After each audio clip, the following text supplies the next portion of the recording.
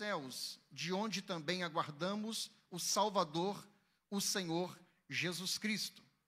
Essa tarefa foi confiada não unicamente ao pastor, não unicamente ao evangelista, ao presbítero, à irmã do círculo de oração, mas este mandamento, esta ordenança de Deus foi dado para cada um de nós que estamos aqui. Sendo você um jovem, um adolescente, sendo você um obreiro ou não, esta ordem de Deus, ela foi dada a todos nós. Espalhar a chama significa compartilhar, repartir, distribuir algo que possuímos. E mais do que isso, algo que arde dentro de nós.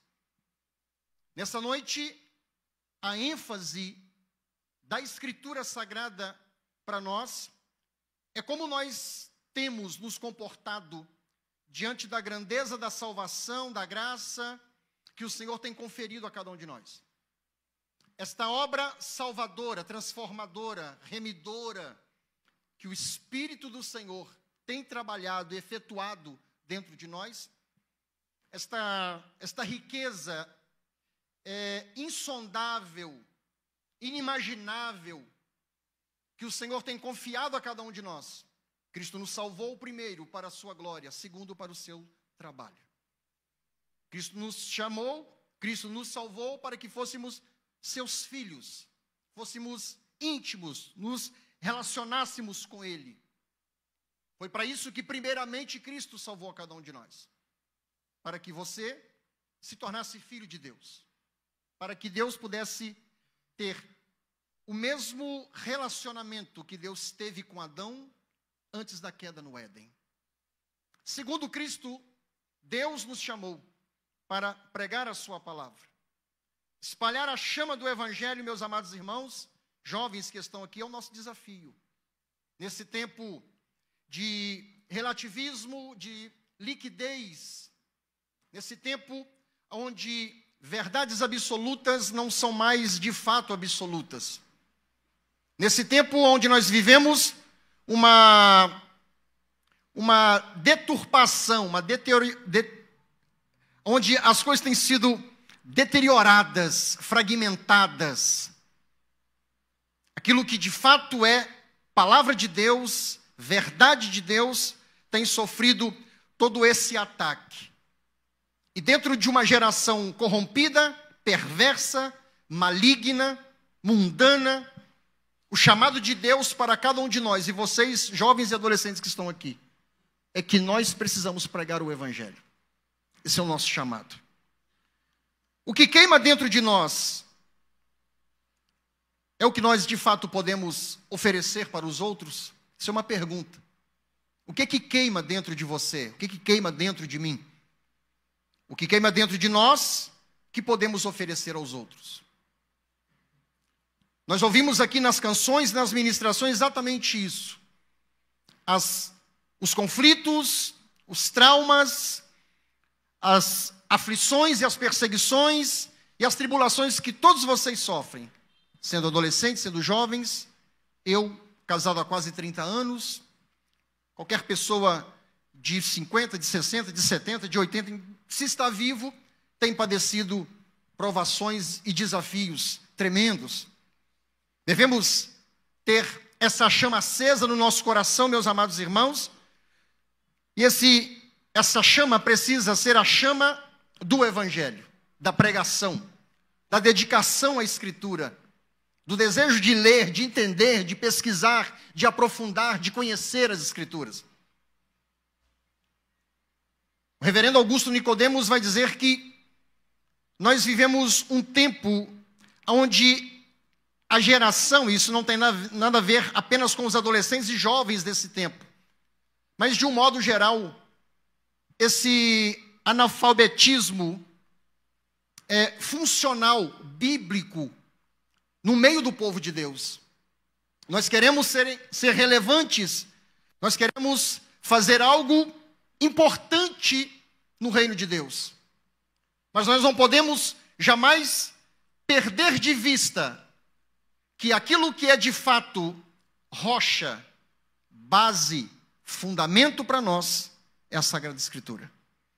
Não há nada, meus queridos jovens e adolescentes, não há nada que Deus faça que não emane, que não surja através da Escritura Sagrada, você entende? Dons, ministérios, família, relacionamentos, negócios, sabedoria, conhecimento, ciência e tantas outras coisas mais. Dons espirituais, dons ministeriais, todos eles precisam passar pelo crivo da Escritura Sagrada. E não somente na nossa área de atuação, daquilo que nós fazemos, daquilo que nós empenhamos em fazer para Deus, na obra de Deus, precisa ter como base a Sagrada Escritura. Mas a nossa vida cristã, aquilo que é pessoal, individual, precisa ter o respaldo, o fundamento da Sagrada Escritura. Por que devemos espalhar o Evangelho de Jesus? Por várias razões. E eu separei aqui 3 razões. Porque nós devemos espalhar essa chama, cheios do Espírito Santo, conhecedores da palavra, pregando o Evangelho para a glória de Deus. Primeira razão, por que eu devo espalhar a chama do Evangelho? Primeiro, porque o Evangelho salva os que estão perdidos. Segunda razão, por que devo espalhar a chama do Evangelho? Com poder, queimando dentro de mim a palavra de Deus.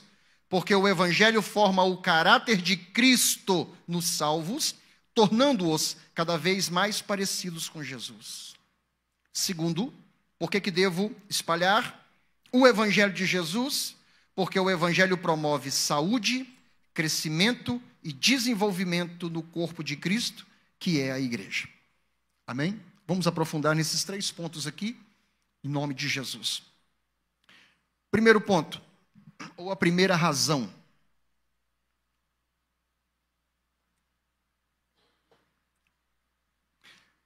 Primeira razão porque devemos espalhar o Evangelho, queimando, cheio do Espírito Santo, porque o Evangelho salva os que estão perdidos.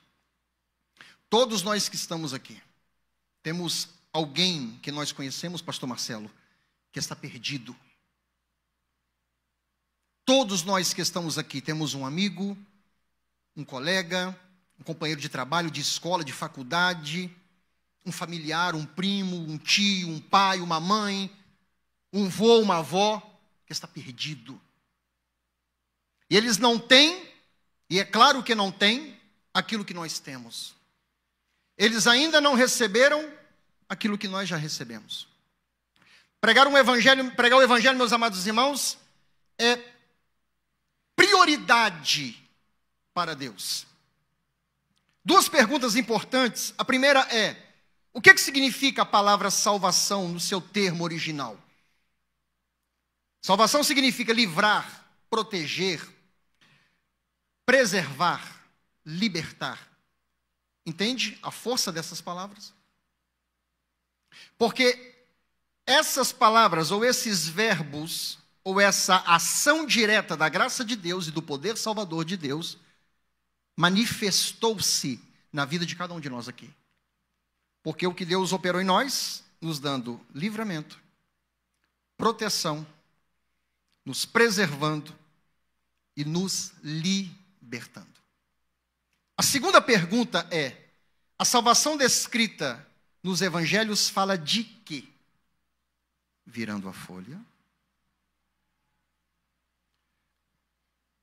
A salvação, quando nós falamos sobre salvação, porque é muito comum alguém falar assim, tá, mas você está falando que, está pregando aí salvação, dizendo que você é salvo. Mas você é salvo de quê? Como assim salvo? Porque você estava em perigo? Quando nós falamos sobre salvação, salvação fala de mudança de destino. Por quê? A salvação fala de mudança de destino, porque sem Cristo, nosso destino final era o inferno. Em Cristo, nosso destino é o céu. Entende? Primeiro, salvação fala de mudança de destino eterno. Segundo, salvação fala de mudança de dono. Sem Cristo, o pecado e o diabo eram os nossos, com S minúsculo, nossos senhores. Eram eles que mandavam em nós. Eram eles que controlavam a nossa vida. Agora, em Cristo, Jesus nos comprou para si e se tornou o nosso Senhor, o nosso dono. Todos nós que estamos aqui antes de Cristo, Satanás é que mandava em nós. Hoje, aleluia, o Espírito do Senhor, que Paulo vai dizer que todos nós que estamos aqui somos um templo, uma morada, uma casa onde Ele habita. Todos nós que estamos aqui, agora pertencemos a Deus. Ele é o nosso dono. Nossa vida pertence a Ele. Paulo diz, não vivo mais eu, mas Cristo vive em mim. Essa realidade da salvação é extraordinária. Primeiro, a salvação fala de mudança de destino. Segundo, a salvação fala de mudança de dono. Terceiro, a salvação fala de mudança de condição. Sem Cristo, nós estávamos presos por grilhões invisíveis. E em Cristo, nós estamos livres. Não existe mais Satanás que pode nos prender. Em Cristo. Entende? Em Cristo. Em Cristo, a Bíblia diz, lá na primeira epístola de João, que aqueles que são de Deus, o maligno, não toca. O diabo está ao nosso derredor, é verdade, o diabo está por aí, o diabo está fazendo aquilo que nós já sabemos o que o diabo está fazendo. Tem uma coisa, por que o diabo tem tanto ódio de vocês, jovens e adolescentes, que são crentes em Jesus? Porque o diabo sabe que ele não pode tocar em vocês. O diabo não pode tocar em mim. O diabo não pode tocar na igreja. E quarto, salvação fala de mudança de paternidade. Antes de Cristo, sem Jesus, nós éramos filhos do diabo. E em Jesus, Ele nos deu o poder de sermos feitos filhos de Deus. Você entende isso? Estas são as quatro realidades daqueles que não são salvos em Cristo, que eu disse aqui. E estas são também as quatro realidades daqueles que foram salvos pelo poder do Evangelho. Vejam quão isso é sério.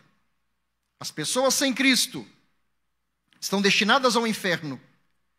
As pessoas sem Cristo têm o pecado e o diabo como seus senhores. Uma pessoa sem Cristo está presa por grilhões, por correntes e cadeias invisíveis. E uma pessoa sem Cristo é filha de Satanás. Veja, meus amados, a seriedade desse chamado glorioso que Cristo conferiu a cada um de nós, para que você pregue o Evangelho. Quantos jovens no seu bairro estão perdidos? E não é pouco, não é muito. Muito. Muito bem. Pregar o Evangelho não é uma sugestão ou uma opção dada por Deus a nós. Não é a gente que escolhe. É mandamento de Deus. Isso é muito importante. Pregar o Evangelho é um mandamento, uma obrigação daqueles que foram salvos por meio dele. No texto de Marcos que nós lemos, os irmãos vão perceber que Jesus deixa claro que os discípulos foram ordenados a pregar o Evangelho. E ide por todo o mundo e pregai o Evangelho a toda criatura. Cristo fez isso no exercício do seu ministério. Cristo comissionou a igreja para que continuasse a obra da pregação, da evangelização, pregando o evangelho do reino, anunciando Cristo aos perdidos. Porque, escute, o que os jovens que vocês conhecem, jovens e adolescentes, homens e mulheres, precisam de fato. Eles não precisam de saúde, eles não precisam de serem ricos, eles não precisam de carros, de casas, não precisam nem ser feliz. O que o homem sem Deus precisa é de salvação. O que o homem prioritariamente precisa, ele precisa ser salvo. Porque todas as outras bênçãos prosperidade, casamento, felicidade, saúde e tantas outras coisas, vem a reboque. Vem no desdobramento, vem no malote da salvação. Entende? Por isso que, quando nós olhamos para os perdidos, nós temos que entender, para aquele amigo, para aquele colega, não importa, seja quem for, nós precisamos de olhar para eles com o olhar de Cristo, com o olhar de Jesus, que ao ver o homem perdido, deu o seu filho, como diz em João 3,16. Porque Deus amou o mundo de tal maneira, que Ele deu o seu filho unigênito. O preço exigido para a redenção, para o resgate da alma perdida do homem, teria que ser, a exemplo, como sombra no Antigo Testamento, deveria ser um animal novo, macho e sem defeito. Não há, nem nos céus e nem na terra, qualquer pessoa ou ser que preencha esses requisitos. Só existe um que de fato é perfeito, que é Jesus Cristo. A Santa Trindade, Pai, Filho e Espírito Santo. Agora escute. Paulo, na primeira carta aos Coríntios, capítulo 9, versículo 16, diz assim: porque se anuncio o evangelho, não tenho de que me gloriar, pois me é imposta essa obrigação. E ai de mim, se não anunciar o evangelho. Pregar o evangelho é um mandamento de Deus. Agora olha que interessante. O propósito central da obra redentora de Cristo é a salvação dos pecadores, considerando que o homem sem Jesus está perdido, escravizado pelo pecado, aprisionado por Satanás. E o próprio Jesus disse isso em Lucas 19:10 assim: porque o Filho do Homem veio buscar e salvar o que se havia perdido. Não somos nós, e nós não podemos ter a ideia ou imaginar que as pessoas virão a Cristo por elas mesmas. Não virão. Não virão. Ah, aquilo lá eu já até cansei de falar, porque a uma hora vem. Não. As pessoas serão alcançadas, as pessoas virão a Cristo através da pregação do Evangelho, através da igreja, através de vocês. Por quê? Porque o homem sem Deus, como o próprio Jesus disse, ele está perdido, sem direção, não sabe para onde vai. E o homem sem Deus no pecado, e o pecado e o diabo faz com que o homem, a cada dia que passa, o leva, o direciona para o mais longe possível de Deus.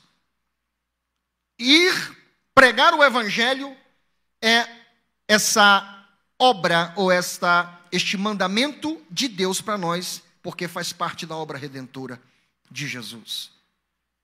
É tão forte, meus amados, que o preço do resgate pago por Jesus foi a sua própria vida.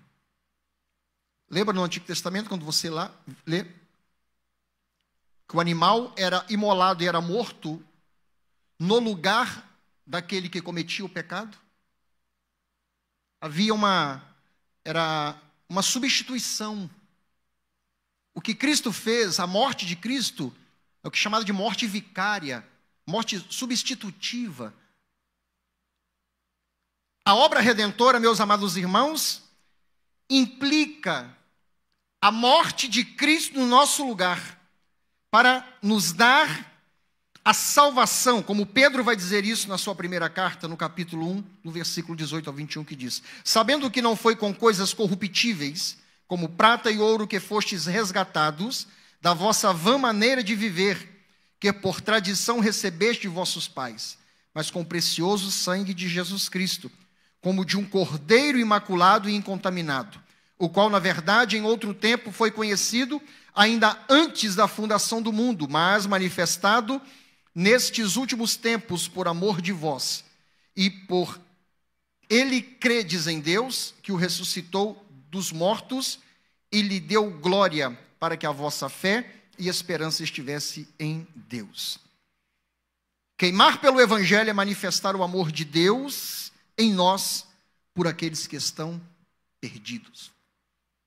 Espalhe a chama. transmita a chama. Este evangelho que é poder, este evangelho que é essa bomba atômica de Deus nos terrenos, nos ambientes onde Satanás domina.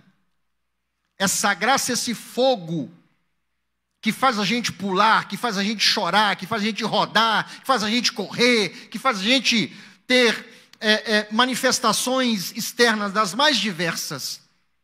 Esse poder glorioso do Evangelho, Paulo disse, eu não me envergonho do Evangelho, porque ele é o poder de Deus, sabe para quê? Para a salvação de todo aquele que crê.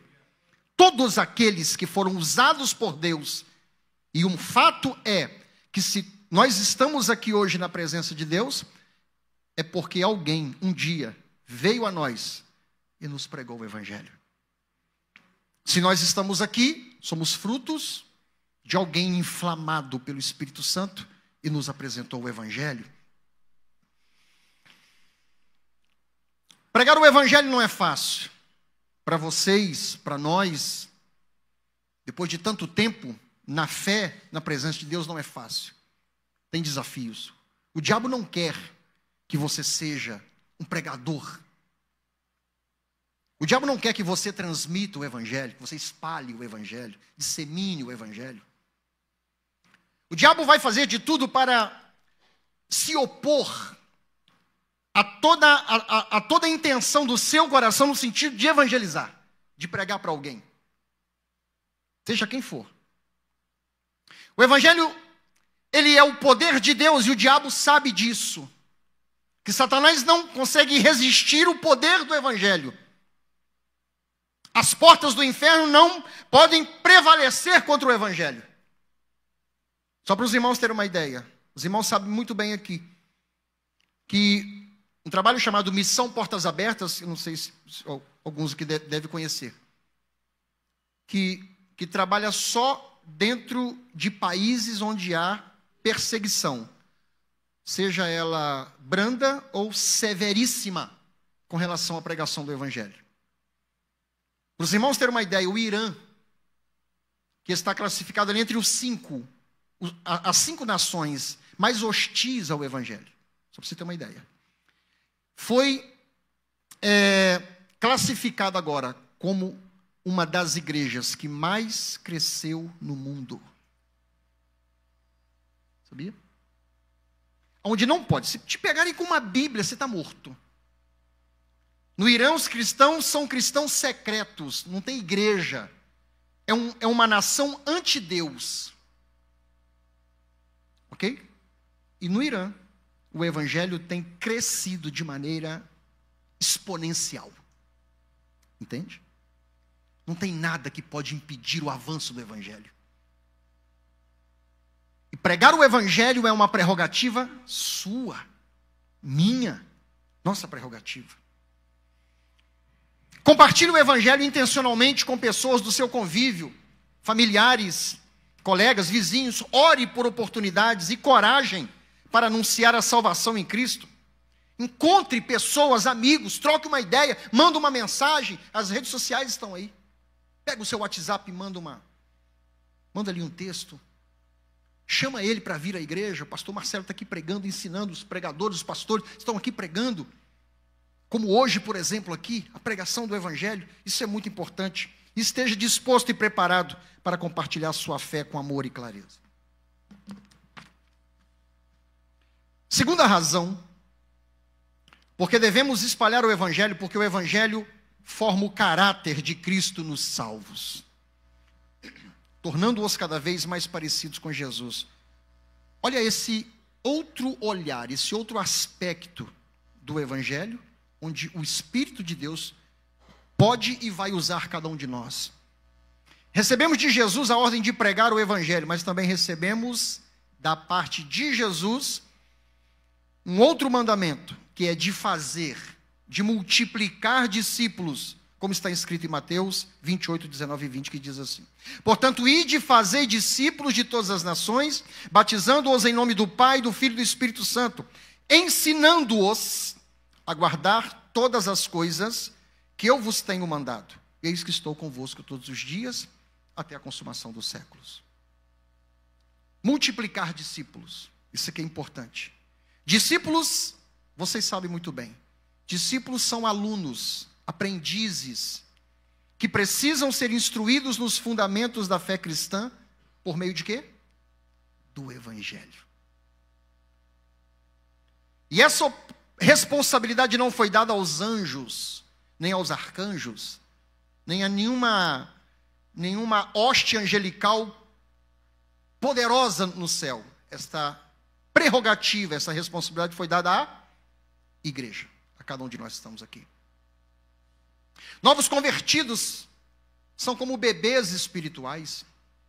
Eu não somente prego o Evangelho, devo pregar o Evangelho, mas devo queimar no Evangelho, no Espírito de Deus, para ajudar com a vivência que eu tenho, com o pequeno conhecimento que eu tenho, com a pequena experiência que eu tenho, eu devo compartilhar o Evangelho com aquele que está chegando agora na fé, que a gente chama de discipulado. É de fazer aquele novo convertido, aquele jovem que aceitou Jesus tem poucos dias, ele conhecer a Cristo, de fato e de verdade, como você conhece. Novos convertidos são como bebês espirituais. Pessoas que acabaram de abraçar a fé cristã e que ainda carregam costumes, crenças, vícios, ideologias que são contrárias ao Evangelho que receberam.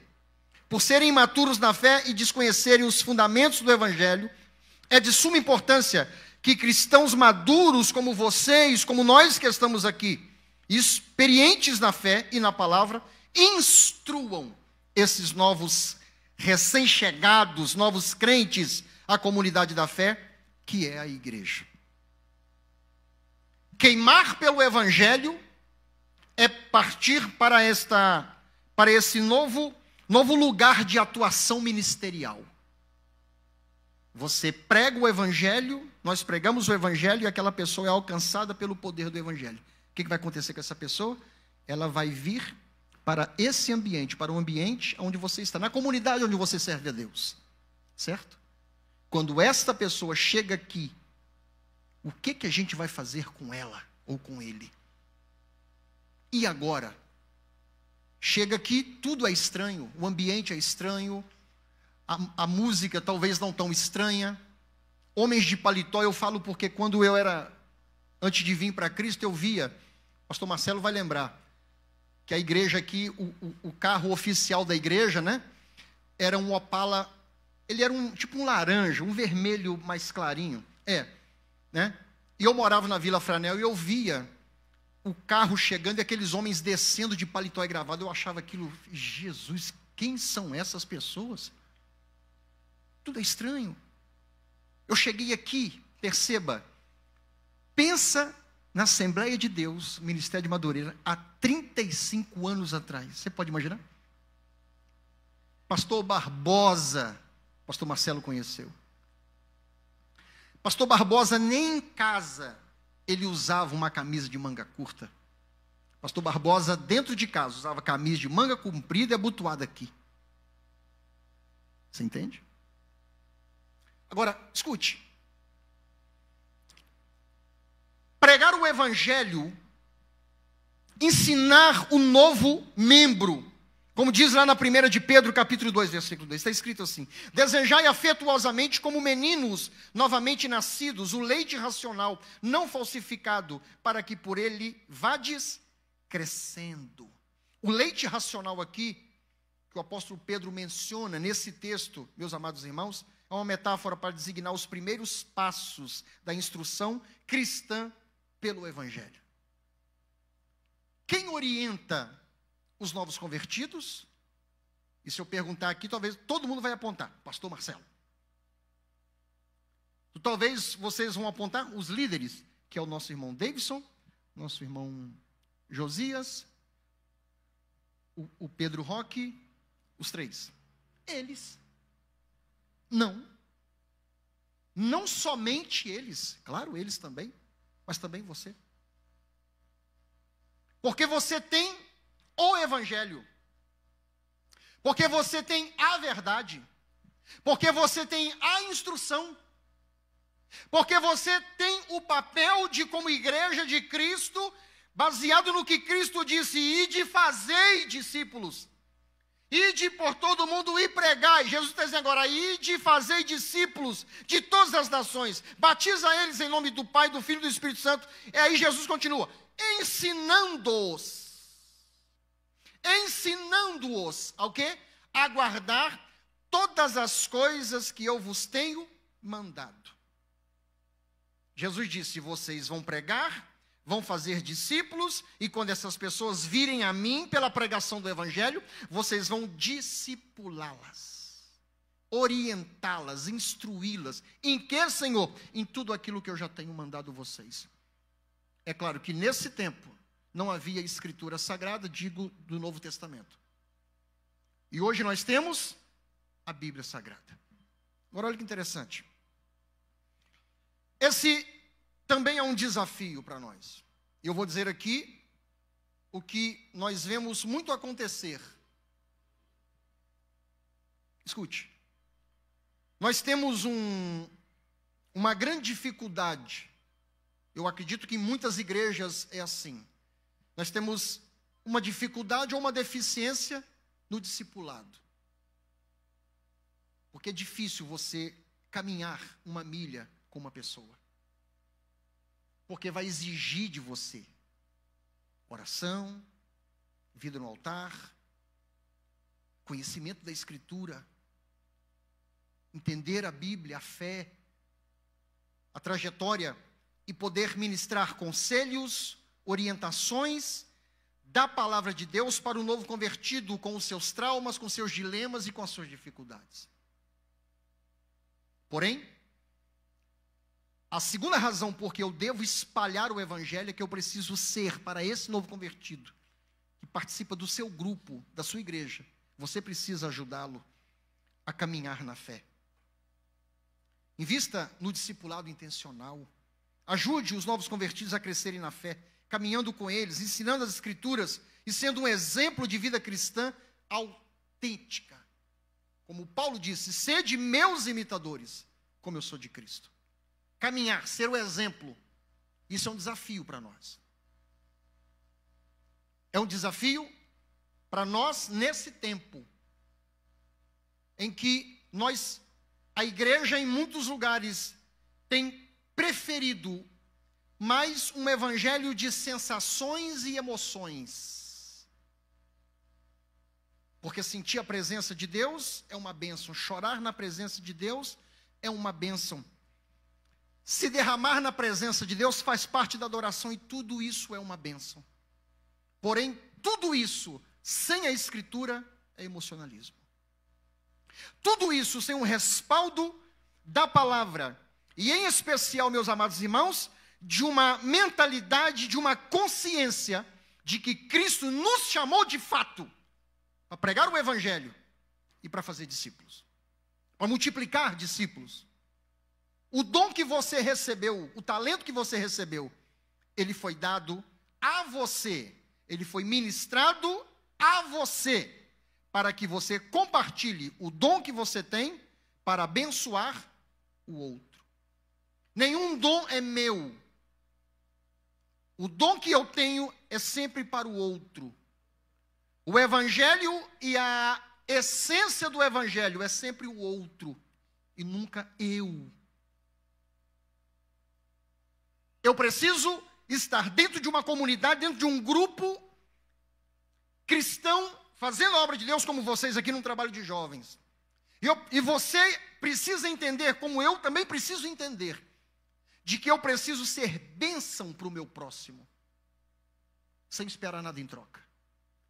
Eu preciso deixar que essa graça em mim, que esse evangelho em mim, que esta unção em mim sirva para abençoar o meu irmão. Que o pouco conhecimento que eu tenho da Escritura sirva para instruí-lo, para orientá-lo, para amadurecê-lo na fé. Não é sobre eu, sobre você, não é sobre nós. Primeiro, é sobre Deus. Segundo, é sobre o nosso próximo. Os dois maiores mandamentos da Escritura Sagrada, vocês sabem disso. Alguém um dia chegou perto de Jesus: mestre, qual é o maior de todos os mandamentos? Ele disse: 2. Primeiro, amarás a Deus sobre todas as coisas. Segundo, amarás o próximo como a ti mesmo. Paulo pega esse entendimento e resume toda a lei e os profetas em um mandamento. Que mandamento é esse? Amarás o teu próximo como a ti mesmo. Amar o meu irmão, quando ele tem dificuldades, quando ele tem demandas, quando ele tem lacunas que precisam ser preenchidas, dúvidas, é um desafio. Caminhar com ele, como aqueles que caminharam conosco e que foram instrumentos de Deus para amadurecer a nossa fé. Se hoje nós estamos aqui, porque eu, pastor Marcelo, os meninos que têm mais vivência no Evangelho, foi porque Deus levantou pessoas e que caminharam conosco e caminham até hoje. Porque o discipulado, ele não termina. Isso é muito importante. E se você deseja ser bênção na vida, no sentido de amadurecer, ou de formar o caráter de Cristo nos salvos, naqueles novos convertidos, envolva-se em ministérios de ensino, como, por exemplo, escola bíblica dominical, conferências como essa, culto de ensino, culto da palavra, como tem aqui nesta igreja. Leia a Escritura, devore a Escritura Sagrada. Comece a ler a Bíblia a partir de Mateus. Leia o Novo Testamento primeiro. Depois você vai para Gênesis. Se você ler 3 capítulos por dia, 3, você vai conseguir ler a Bíblia uma vez por ano. 3 capítulos. Que, ao ler esses 3 capítulos, você não gasta mais do que 15, 20 minutos. Você percebe? 20 minutos por dia, dedicado à leitura da Escritura. Você vai chegar no 31 de dezembro, tendo feito a leitura de todo esse livro poderoso. Terceiro, e aqui é o caminho para o fim. Terceira razão porque devemos espalhar o Evangelho, porque o Evangelho promove a saúde, o crescimento e o desenvolvimento no corpo de Cristo, que é a igreja. Abra sua Bíblia comigo, Efésios capítulo 4.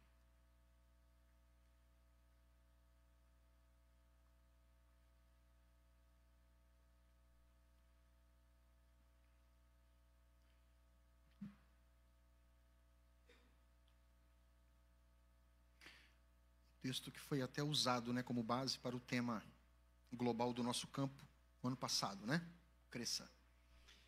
Efésios capítulo 4, versículo 11 ao 16, a Escritura diz assim: Ele mesmo deu uns para apóstolos, e outros para profetas, e outros para evangelistas, e outros para pastores e doutores, querendo o aperfeiçoamento dos santos para a obra do ministério, para a edificação do corpo de Cristo, até que todos cheguemos à unidade da fé e ao conhecimento do Filho de Deus, a homem perfeito, à medida da estatura completa de Cristo, para que não sejamos mais meninos inconstantes, levados em roda por todo o vento de doutrina, pelo engano dos homens que com astúcia enganam fraudulosamente. Antes, seguindo a verdade em amor, cresçamos em tudo naquele que é a cabeça, Cristo, do qual todo o corpo, bem ajustado e ligado pelo auxílio de todas as juntas, segundo a justa operação de cada parte, faz o aumento do corpo para a sua edificação em amor. Vocês percebem que esse texto, como outros textos no Novo Testamento, vai falar tanto de dons espirituais quanto de dons ministeriais. Aqui, Paulo, pelo Espírito, vai trazer para nós uma lista de dons ministeriais. Perceba, dons ministeriais. Dons do Espírito Santo, dado à igreja. Apóstolos, profetas, evangelistas, pastores e doutores, ou pastores e mestres. Esses dons, tanto os espirituais quanto os dons ministeriais, eles são compartilhados pelo Espírito Santo de maneira soberana na igreja, conferidos esses dons à igreja com um objetivo. Perceba, meus amados, que Deus trabalha com propósitos. E Deus confere a cada um de nós, porque tem pessoas que não têm o cargo de diácono, mas que exerce um dom ministerial de pastor, porque é uma pessoa que cuida. Tem pessoa que ele é apenas um membro da igreja, mas ele tem um dom de evangelista, porque é dom, não é título. Esse dom não se adquire em convenção, é outra coisa. Esses dons, e como tantos outros dons espirituais que existem na Escritura, esses dons são conferidos à igreja. E quando esses dons, que têm como base, como respaldo a Sagrada Escritura, se manifesta em nós, ele tem um objetivo, ou objetivos definidos. Para promover saúde, crescimento, desenvolvimento no corpo de Cristo, que é a igreja. Paulo usa também a metáfora da igreja, e cada um com a sua função, com o seu dom, como o corpo humano. Né? Nós temos todos os membros do nosso corpo, eles têm uma função específica, ou funções específicas. Né? Os rins não fazem o trabalho do coração. Os pulmões não fazem o trabalho do pâncreas. Cada membro que está no nosso corpo tem uma atividade, tem uma funcionalidade, uma utilidade. E quando esses membros trabalham em conjunto, eles promovem a saúde do nosso corpo. Por que a gente adoece? Porque algum membro do nosso corpo, ou alguns membros do nosso corpo, não passa a funcionar como de fato deveriam. Espiritualmente falando também, e a gente pode trazer isso para uma visão macro da igreja e uma visão aqui micro, do grupo de jovens, do trabalho de jovens de vocês aqui. Vocês foram chamados para o aperfeiçoamento dos santos, o aprimoramento dos santos, porque é aqui no dia a dia da igreja, no dia a dia do grupo, das reuniões, das conferências, é que a gente vai sendo aperfeiçoado. É aqui. Está bem, está mal, está fluindo, não está fluindo, o culto caiu fogo, esse culto está mais ou menos, a pregação foi glória, a pregação foi igual do pastor Alessandro, uma pregação mais maçante, maravilha, mas é aqui. Deus utilizando cada dom e cada talento dado pelo Espírito Santo, é que a gente aprende a afiar a ferramenta. É no nosso cotidiano. Não é no congresso, não é na festa, não, é no nosso dia a dia. Isso acontece na intimidade, no seio do grupo ou da igreja. É no dia a dia. Onde Deus, através de dons extraordinários, vai usar a cada um de nós, com respaldo na Sagrada Escritura. Primeiro, querendo o aperfeiçoamento dos santos para a obra do ministério. Como é que nós vamos aprender a fazer quando nós, reunidos, unidos, no nosso dia a dia, aprendemos um com o outro? Eu utilizo o dom que o Senhor me deu pela Escritura Sagrada, e aqui, no nosso dia a dia, no nosso convívio, eu compartilho, eu espalho com fogo, com a chama, o dom que Deus me deu, porque o meu dom, ele serve para te aperfeiçoar, para te aprimorar. A habilidade na Escritura, o entendimento da Escritura Sagrada, que Deus deu para o Josias, ele serve para aprimorar ou para decifrar um texto, uma compreensão a respeito da fé, a respeito da palavra, de alguém que talvez tenha essa dúvida. A graça para quem canta, e como é bom nós termos cantores, como aqui tem bastante cantores, que nós ouvimos aqui inclusive, Estherzinha está ali, que canta. Como é bom nós estarmos num ambiente onde pessoas a quem Deus deu uma graça, colocou uma graça, uma unção naquela voz, e que ela canta, e aquele louvor consola, renova, reveste, capacita, enche, consola, fala, orienta. Perceba que como igreja, como membros do corpo, porque precisa estar juntos. Obviamente vocês não vão fazer isso. Se uma pessoa pega um membro de um corpo e tira ele um membro e tira ele do corpo, ele vai funcionar, sim ou não? Os meus dedos funcionam. Cortei esse dedo, joguei ele ali. Vocês acham que ele vai ter alguma utilidade? Nem para mim, nem para ninguém. Não tem. Foi lá, tenho 2 rins, tirei um. Está aqui, tirei, vou colocar ele aqui. Ele serve para quê? Para nada. Porque ele não está no corpo. Se vocês querem, e eu sei que vocês querem, fazer um trabalho de jovens, ou continuar fazendo esse trabalho de jovens importante, relevante, extraordinário que vocês estão fazendo. Porque é muito bom chegar aqui, ver pessoas novas, pastor Marcelo, rostos novos. Né? A nossa turma já está tudo com 50, 40, Xandrim, pastor Marcelo tem menos um pouquinho, mas Jacó, Serginho, né? Hoje já estão tudo casados, já tem filhos, né, grandes. Agora escute, querendo o aperfeiçoamento dos santos para a obra do ministério, para a edificação, para a construção do corpo de Cristo, para o crescimento do corpo de Cristo, até que cheguemos à unidade da fé, ao conhecimento do Filho de Deus, a homem perfeito, a varão perfeito, à medida da estatura completa de Cristo. Por que pregar o Evangelho? Porque viver o Evangelho? Porque ter o Evangelho é importante? Porque ele promove a saúde da igreja, promove a saúde do grupo de vocês.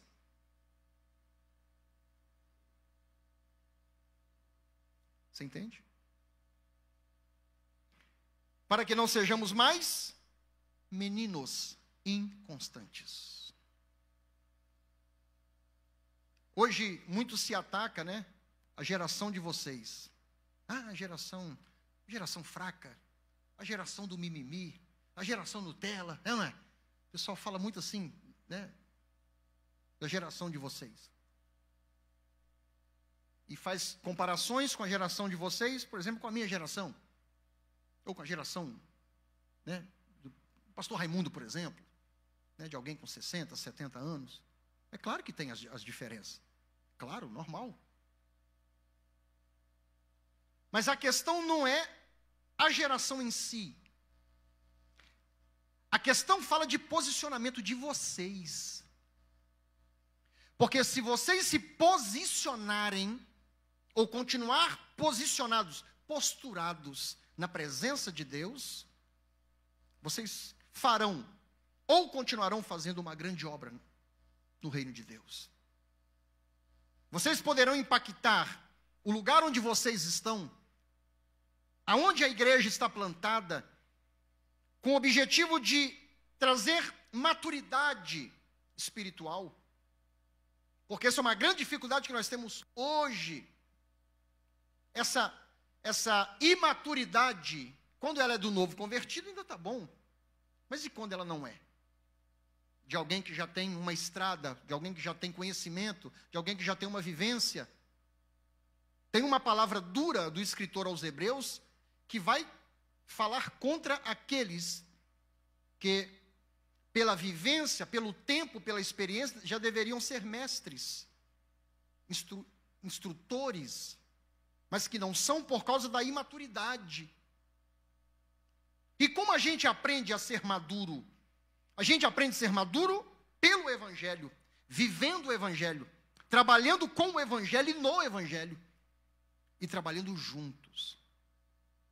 Não apenas como turistas da fé, mas como alguém que deseja, com alguém que se posiciona em ser relevante no reino de Deus, no Evangelho e para a glória de Deus. E eu termino aqui no versículo 6 que diz: antes, seguindo a verdade em amor, cresçamos em tudo naquele que é a cabeça. Quem é a cabeça? Cristo. Crescer, se desenvolver em Cristo é um desafio. Para vocês no Evangelho é um desafio. Porque a gente está vivendo, meus amados, um evangelho difícil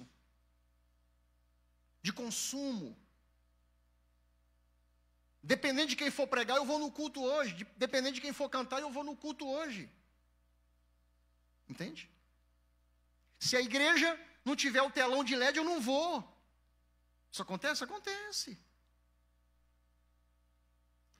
E a gente esquece, meus amados, que todo o crescimento de unidade, de maturidade, de desenvolvimento, de saúde do corpo, depende da nossa posição diante de Deus no Evangelho. É postura, é posicionamento. Isso não é só para vocês, é para todos nós. Posicionar no Evangelho é importante, porque nós precisamos de crescer em tudo, seguindo a verdade em amor. Cresçamos em tudo naquele que é a cabeça, Cristo, do qual todo o corpo, toda a igreja, bem ajustada e ligada pelo auxílio de todas as juntas. O corpo tem que estar bem ajustado, bem ligado, cada um atuando na sua área pelo Evangelho e através do Evangelho, na orientação do Evangelho, exercendo o dom, manifestando o seu dom pelo Evangelho e através do Evangelho. Todo mundo ajustado, aí o corpo tem saúde. Uma parte do corpo parou de funcionar, pronto. Aquele trem assim, ó. É ou não é? Todo o corpo funcionou, está normal.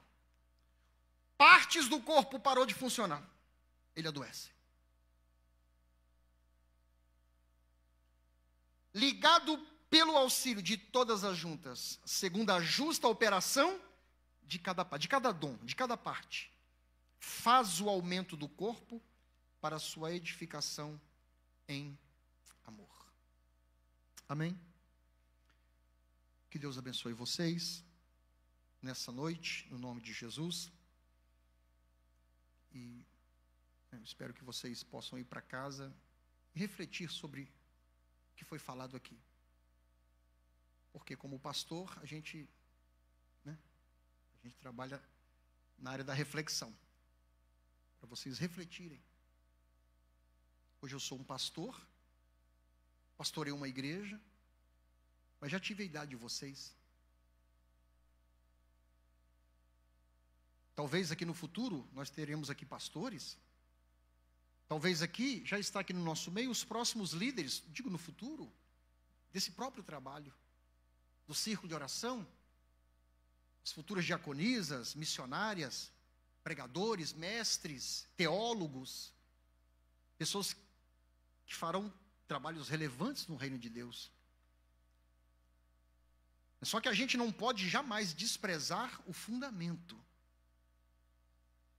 O fundamento, que é a Escritura. Amém? Pastor Marcelo, posso fazer uma oração deles? Posso fazer uma oração? Fique de pé em nome de Jesus.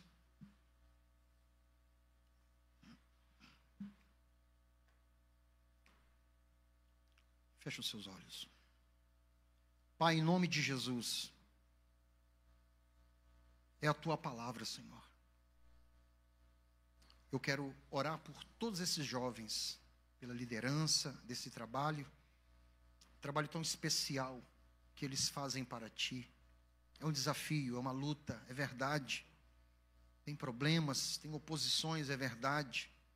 Às vezes vem o desânimo, a decepção, a frustração, é verdade. Mas esta é a Tua obra. E para isso o Senhor nos chamou, para nós sofrermos pela Tua causa. Nós não devemos apenas estar dispostos a sofrer pelo Teu nome, mas dispostos a, se preciso for, morrer pelo Teu nome, pela Tua causa, pelo Teu Evangelho. Senhor, em nome de Jesus, eu entrego esses jovens nas Tuas mãos. Porque aqui nós já temos adolescentes e jovens que pregam, que ministram. Senhor, capacita cada um deles. Abre a porta da palavra, do Evangelho sobre a vida deles. Para que, mesmo desempenhando outras funções, aquele que canta, aquele que lidera, mas que possa ter um entendimento à luz da Tua palavra, sobre a sua mente, sobre o seu coração, para as decisões, para as diretrizes, para os caminhos a serem percorridos. Em nome de Jesus Cristo, ó Pai amado. que nós possamos espalhar a chama, o fogo do Evangelho, porque foi por causa desse Evangelho que nós estamos hoje na tua presença, meu Pai. Muito obrigado a Deus por essa oportunidade de poder aqui compartilhar uma porção da Escritura com esses jovens. Obrigado a Deus pela vida do pastor Marcelo, pela vida do Davidson, pela vida do Josias, meu Pai, pela vida do Pedro. Muito obrigado, Senhor, por esse trabalho, por essa igreja. Obrigado pela vida desses jovens. Eu oro e te agradeço no nome de Jesus.